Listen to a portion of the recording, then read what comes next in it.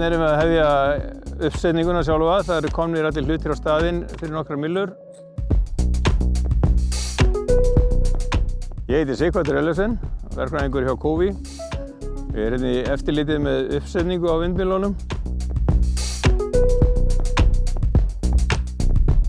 Hífingarnar eru samtals 11. Það eru fyrst einn rofi og svo durlitinn í 3 pörtum. Ofan á það allt saman kemur vélarhúsið sem fer upp í 85 metra hæð minnir mig.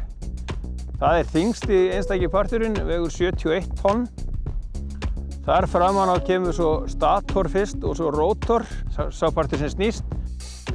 Framan á það kemur nafið, höfn og svo 3 vindmylluspaðar í restina.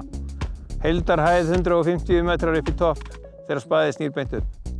Og mér reiknaðist til að þetta veri 515 tonn sem fara þarna upp.